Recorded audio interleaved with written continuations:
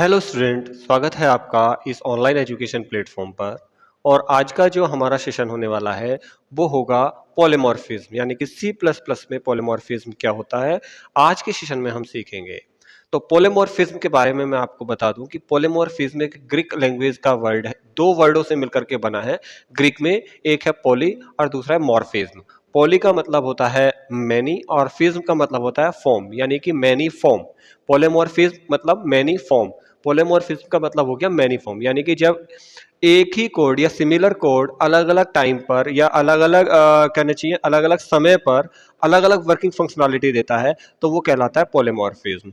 इसके लिए एग्जांपल मैं आपको बताऊं, अभी इसकी डेफिनेशन पे भी आएंगे, इसकी फंक्शनलिटी पर भी आएंगे। तो इसके लिए अगर मैं बताऊं आपको, तो सपोज दैट मान के चलिएगा कि अगर आप स्टूडेंट हैं और आप एक क्लासरूम में बैठे हैं, अगर आप स्टूडेंट हैं और आप क्लासरूम में बैठे हुए हैं, तो उस टाइम पर आपका जो बिहेवियर होगा वो एक तरीके का स्टूडेंट टाइप का होगा। ठीक है, यानी कि अगर आप क्लासरूम में बैठे हैं और आप पढ़ रहे हैं तो उस टाइम पर आपका बिहेवियर एक स्टूडेंट के तरीके का होगा। अगर आप किसी मार्केट में हैं, देखिएगा ऑब्जेक्ट वही है, यानी कि आप पर्सन वही हैं। अगर आप मार्केट में हैं और आप कोई चीज परचेज कर रहे हैं तो उस टाइम पे जो आपका बिहेवियर होगा वो आपका बिहेवियर एज ए कस्टमर होगा। और अगर आप पार्ट टाइम कहीं पर जॉब कर रहे हैं या यानी कि वर्किंग में भी हैं अगर आप पार्ट टाइम, तो वहां पर अगर आपका जो बिहेवियर होगा उस कंपनी के रेस्पेक्ट में या उस ऑर्गेनाइजेशन के रेस्पेक्ट में एज ए एम्प्लॉय होगा। और अगर आप घर पर हैं तो आपका घर पर भी बिहेवियर अलग अलग होगा अपने पेरेंट्स के रेस्पेक्ट में एज ए सन या डॉटर, यानी कि या तो आप लड़के होंगे या आप एज ए लड़की, आपका जो भी बिहेवियर होगा, यानी कि किसी एक पर्सन का अलग अलग समय के हिसाब से उसका बिहेवियर चेंज होना, यही चीज कहलाती है पॉलीमॉर्फिज्म। क्या कहलाती है ये? पॉलीमॉर्फिज्म कहलाती है। और ये दो टाइप से आप इसको अचीव कर सकते हो, एक होता है आपका रन टाइम और एक होता है आपका कंपाइल टाइम, या स्टैटिक और डायनामिक। कहीं कहीं आप इसको पढ़ोगे कि स्टैटिक पॉलीमॉर्फिज्म क्या होता है और डायनामिक पॉलीमॉर्फिज्म क्या होता है, या आप पढ़ोगे कंपाइल टाइम पॉलीमॉर्फिज्म क्या होता है और रन टाइम पॉलीमॉर्फिज्म क्या होता है। तो चलिए शुरू करते हैं अपनी इस क्लास को, इस सेशन को। क्लास अच्छी लगे तो वीडियोस को लाइक जरूर कीजिएगा। मैं फिर से बता दूं कि पॉलीमॉर्फिज्म का मतलब होता है मैनी फॉर्म, यानी कि पॉलीमॉर्फिज्म जो है दो शब्दों से मिलकर के बना है जो ग्रीक लैंग्वेज के हैं, पॉली और मॉर्फिज्म। पॉलीमॉर्फिज्म तो पॉली का मतलब हो गया मैनी और फिज्म का मतलब, मॉर्फिज्म का मतलब हो गया फॉर्म में। तो एज ए डेफिनेशन आप इसको किस तरीके से समझेंगे, देखिएगा।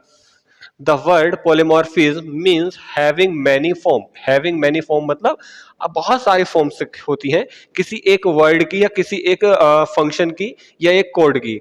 इन C plus plus polymorphism concept can be applied to function and operator. जो हमारा पोलेमॉर्फिज्म है वो सी प्लस प्लस में हम किस तरीके से अचीव करते हैं, या तो फंक्शन के थ्रू अचीव करते हैं हम उसको, या फिर ऑपरेटर से। ठीक है, ऑपरेटर्स के थ्रू भी हम इसको अचीव कर लेते हैं, या तो फंक्शंस में आप पॉलीमॉर्फिज्म देखोगे या फिर ऑपरेटर्स में देखोगे। A sign function name can work differently. ठीक है, ए सिंगल फंक्शन, एक सिंगल फंक्शन नेम, ठीक है, एक सिंगल फंक्शन का है और उसकी जो वर्किंग है वो अलग अलग होगी। जैसे मैंने अभी आपको बताया कि आप एज ए क्लासरूम में अगर बैठे हैं देन आपकी जो वर्किंग होगी यानी कि वो एज ए स्टूडेंट होगी। आप मार्केट में हैं तो आपकी वर्किंग एज ए कस्टमर होगी। और अगर आप किसी पार्ट टाइम जॉब पर हैं, जॉब भी कर रहे हैं, तो आपकी उस ऑर्गेनाइजेशन के रेस्पेक्ट में जो वर्किंग होगी एज ए एम्प्लॉय होगी। तो सिंगल फंक्शन का जो वर्किंग होगी वो डिफरेंट डिफरेंट होगी इन डिफरेंट सिचुएशंस और डिफरेंट टाइम पर। Similarly an operator work different when used in different context. ठीक है, यानी कि ऑपरेटर और फंक्शन दोनों ही अलग अलग सिचुएशंस में अलग अलग वर्किंग देते हैं, चाहे वो सिंपल या सिंगल ही फंक्शन क्यों ना हो। इसको देखिएगा, अब देखते हैं कि पोलीमॉर्फिज्म कितने टाइप से हम अचीव कर सकते हैं, पोलीमॉर्फिज्म कितने टाइप का होता है। तो जैसे मैंने बताया कि एक कंपाइल टाइम और एक होता है आपका रन टाइम या स्टैटिक, इसको आप स्टैटिक्स भी बोल सकते हो, स्टैटिक पोलीमॉर्फिज्म और डायनामिक पोलीमॉर्फिज्म। जो स्टैटिक पोलीमॉर्फिज्म होता है उसके अंदर दो अलग अलग फंक्शन आते हैं, एक होता है फंक्शन ओवरलोडिंग और एक होता है ऑपरेटर ओवरलोडिंग। क्या होता है? फंक्शन ओवरलोडिंग और ऑपरेटर ओवरलोडिंग। फंक्शन ओवरलोडिंग क्या होता है?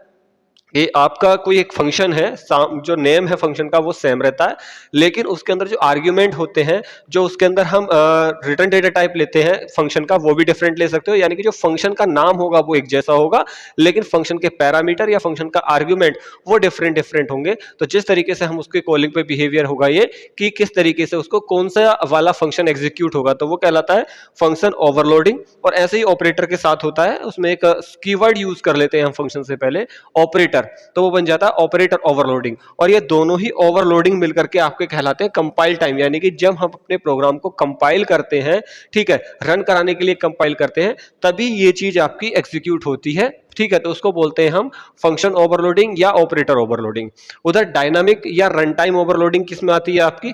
फंक्शन ओवरराइडिंग में। क्या आती है? ये फंक्शन ओवरराइडिंग में आती है। और इसका जो इंप्लीमेंटेशन हम करते हैं वो वर्चुअल फंक्शन के थ्रू करते हैं। जो इसका इंप्लीमेंटेशन हम देखते हैं प्रोग्राम में, अगर हमें ओवरराइडिंग देखना है तो उसको हम वर्चुअल फंक्शन के रेस्पेक्ट से या वर्चुअल फंक्शन की हेल्प से ही इसको इंप्लीमेंट करते हैं, किसको? फंक्शन ओवरराइडिंग को।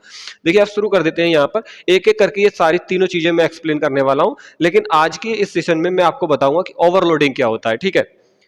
ओवरलोडिंग किस तरीके का है आपका? Compile time polymorphism. ओवरलोडिंग क्या है आपका? एक तरीके का पॉलीमॉर्फिज्म है। और किस टाइप का पॉलीमॉर्फिज्म है आपका? कंपाइल टाइम का पॉलीमॉर्फिज्म है। अब देखिएगा ओवरलोडिंग क्या होता है, इसको समझते हैं। फंक्शन ओवरलोडिंग क्या होता है? तो आल्सो नोन एज ए, ठीक है, early winding and static polymorphism in a compile time polymorphism, the compile determine how the function or operator will work depend on the context. Is type of polymorphism is achieved by function overloading or operator overloading, ठीक है। यानी कि जो आपका compile time overloading है उसको आप किस तरीके से अचीव कर सकते हो? फंक्शन ओवरलोडिंग से या फिर ऑपरेटर ओवरलोडिंग से। अब देखिए ओवरलोडिंग क्या होती है? Function overloading is a features of object oriented programming where two और more function can have the same name. देखिएगा दो या दो से ज्यादा फंक्शन का अगर हम एक जैसा नाम रख दें, ठीक है, फंक्शन ओवरलोडिंग की डेफिनेशन कहती है वेयर टू और मोर फंक्शन, दो और मोर फंक्शन, दो से या दो से ज्यादा function can have same name, ठीक है, दोनों के नाम सेम है, what behaviour differently. Behaviour differently का मतलब ये हो गया कि वो जो वर्किंग देंगे उनकी जो कहना चाहिए डेफिनेशन होगी फंक्शन की, वो अलग अलग होगी, ठीक है, फॉर डिफरेंट पैरामीटर्स। जो उसके अंदर हम आर्ग्यूमेंट पास कर रहे हैं वो डिफरेंट आर्ग्यूमेंट्स के लिए उनकी वर्किंग अलग अलग होगी। Such function are set to be overloaded. इस टाइप की जो टेक्निक्स है उसको हम बोलते हैं क्या? Overloaded. Hence it is known as a function overloading. Function can be overloaded either by change the number of arguments or change the type of arguments, ठीक है। change the number of arguments, ठीक है, इसको चीज को ध्यान रखना, number of arguments या टाइप ऑफ आर्ग्यूमेंट। यानी कि पहले वाले में हमने क्या पास कर दिया? इंटीजर पास कर दिया। दूसरे वाले में हमने क्या पास कर दिया? डबल पास कर दिया। तो दोनों में क्या हो जाएगा? ओवरलोडिंग हो जाएगा। इसको एक प्रोग्राम की हेल्प से हम समझते हैं। अब एक छोटा सा प्रोग्राम ले लिया यहां पर मैंने फंक्शन ओवरलोडिंग का, इसको समझते हैं। और अगर ये आपके समझ में आ जाता है तो कमेंट्स जरूर कीजिएगा, ठीक है। और समझ नहीं आता तब भी आपको कमेंट्स करना है कि क्या चीज इसमें समझ नहीं आती है। बहुत सिंपल मैंने ये प्रोग्राम ले रखा है। प्रोग्राम को समझते हैं सबसे पहले। इस प्रोग्राम को हम किसके रेस्पेक्ट में समझेंगे? Function overloading. और फंक्शन ओवरलोडिंग कहता है कि दो फंक्शन हमें लेने हैं और दोनों फंक्शन का जो नाम है वो सेम होना चाहिए। ये है आपकी एज ए लाइब्रेरी फाइल्स, आप इसको समझ सकते हैं। यहां पर एक क्लास ली मैंने, क्लास का नाम लिखा IFTM, ठीक है। और इसके अंदर मैंने पब्लिकली एक एक्सेस स्पेसिफायर ले लिया, यानी कि जो डेटा हम ले रहे हैं इसके अंदर वो पब्लिक ले रहे हैं।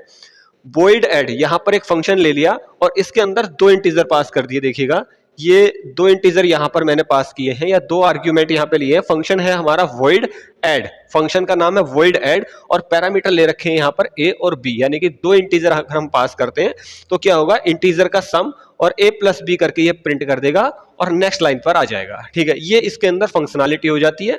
कौन से फंक्शन के अंदर? ये वाला फंक्शन। ये हो गया आपका फंक्शन 1। क्या हो गया? ये फंक्शन 1 हो गया है। अब इसमें क्या हुआ? दो इंटीजर लेगा, दोनों को प्लस करेगा और प्रिंट कर देगा। दूसरा देखिएगा यहां पर भी देखिए इस फंक्शन का नाम भी वॉइड ऐड है, लेकिन इसके अंदर जो पैरामीटर है वो भी दो है, नंबर ऑफ पैरामीटर भी दो है, लेकिन दोनों पैरामीटर्स का जो डेटा टाइप है वो अलग अलग है। यहां पर इंटीजर था और यहां पर क्या है? देखिएगा डुअल है। अब यहां पर आप तीन पैरामीटर भी ले सकते थे, या तो पैरामीटर का डेटा टाइप अलग हो या नंबर ऑफ पैरामीटर्स अलग हो, कि पहले वाले में आपने दो ले लिए, दूसरे वाले में आपने तीन ले लिए या चार ले लिए, ये भी हो सकता है फंक्शन ओवरलोडिंग में। अब क्या किया? यहां पर हमने फ्लोट का सम करके दे दिया, दोनों को ही हमने क्या करके दे दिया? प्लस प्लस करके दे दिया। अब यहां पर आते हैं, हम अपनी जो क्लास बनाई थी IFTM उसका हमने ऑब्जेक्ट बना दिया OBJ। इस ऑब्जेक्ट से हमने पहले कॉल किया obj.add और यहां पर इंटीजर वैल्यू दी है। कौन सी वैल्यू दी है? देखिए यहां पर हमने इंटीजर वैल्यू दी है, ठीक है। फिर से समझिएगा, यहां पर ये भी और ये दोनों कैसी वैल्यू है? ये इंट वैल्यू है, दोनों ही इंटीजर वैल्यू है, तो ये वाला जो फंक्शन कॉल करेगा या ये वाला जो ऑब्जेक्ट कॉल करेगा वो इस वाले को कॉल करेगा और इसके अकॉर्डिंग यहां पर प्रिंट होकर आएगा इंटीजर सम, लिखा हुआ आएगा इंटीजर सम। लेकिन जब हम इस तरीके से कॉल करेंगे यानी कि जो पैरामीटर्स हैं वो फ्लोट वाले हम यहां पर पास करेंगे या डुअल वाले हम पास करेंगे, पॉइंट वाले पैरामीटर्स पास करेंगे, तो ये वाला फंक्शन कॉल होगा, ठीक है। और यही टेक्निक्स कहलाती है फंक्शन ओवरलोडिंग, ठीक। तो उम्मीद करता हूं कि पॉलीमॉर्फिज्म क्या है ये समझ आया होगा, पॉलीमॉर्फिज्म कितने टाइप से हम अचीव कर सकते हैं ये भी समझ आया होगा, उसी के साथ पॉलीमॉर्फिज्म का एक कंसेप्ट यानी कि फंक्शन ओवरलोडिंग ये भी आपके समझ आया होगा। नेक्स्ट जो यहां पर 2 पॉइंट्स बचे हैं यानी कि 2 अलग अलग टॉपिक बचे हैं यहां पर, ऑपरेटर ओवरलोडिंग और एक है आपका फंक्शन ओवरराइडिंग, वो नेक्स्ट वीडियो में मैं अपलोड कर दूंगा।